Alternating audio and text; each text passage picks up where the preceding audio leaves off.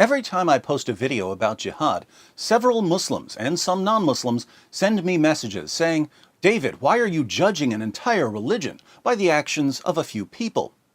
These messages are confusing because nowhere have I ever said, "Look, some Muslims carried out a terrorist attack, therefore Islam promotes terrorism."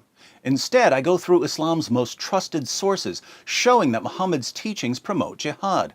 So I'm not judging Islam by the actions of a few Muslims, I'm explaining what it teaches. I can only assume that the people who tell me not to judge an entire religion by the actions of a few aren't saying this because they've thought carefully about any points I've made. They're saying it because this is just what they've been trained to say whenever someone criticizes Islam. There's no actual thought involved. It's now an automated response. But since I'm getting bored pointing this out every time I talk about jihad, I decided to make a short video clearly stating my position on judging religions. My official position on judging Islam is this: we don't judge Islam based on the actions of Muslims who slaughter unbelievers in the name of Allah, or rape their female captives, or beat their wives into submission, or murder cartoonists. We don't judge Islam by ISIS, or Al-Qaeda, or the Taliban, or Boko Haram, or Al-Shabaab, or any of the other terrorist groups who want to violently subjugate the entire world to Islam.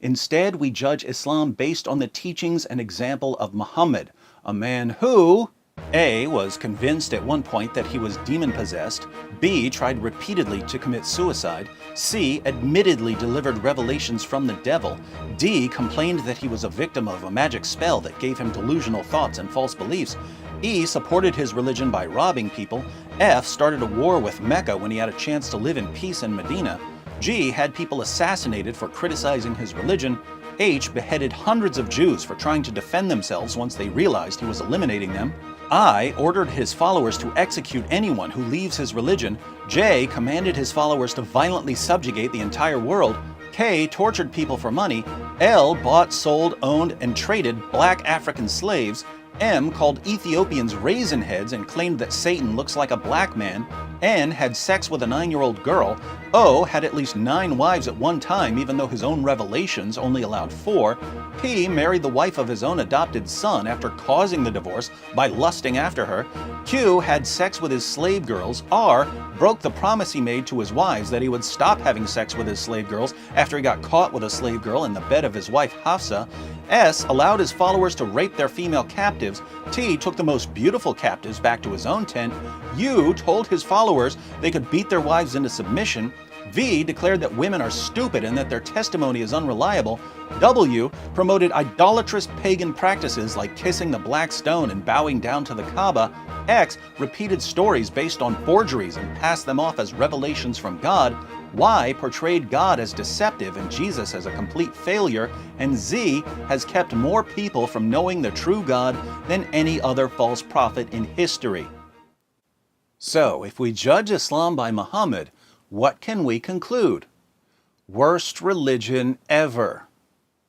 But we need to be consistent here, which means that we shouldn't judge Christianity based on the actions of Christians who invented hospitals to care for the sick, invented orphanages to care for unwanted children, pioneered the Western education system by starting universities like Oxford, Cambridge, Harvard, Yale, and Princeton, led the scientific revolution, ended slavery in the West, and so on. We don't judge Christianity by all the Christians who changed the world.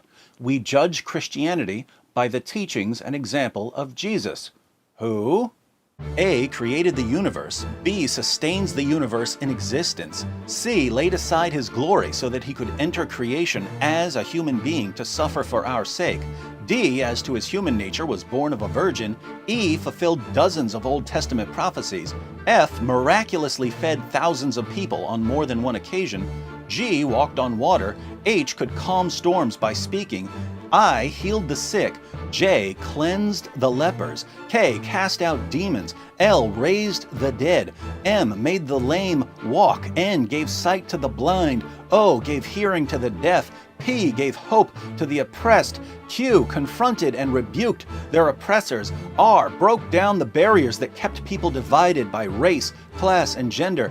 S ordered his followers to love everyone, including their enemies. T commanded his followers not to use violence in his name. U endured torture and death for our sins. V told the Father to forgive those who crucified him.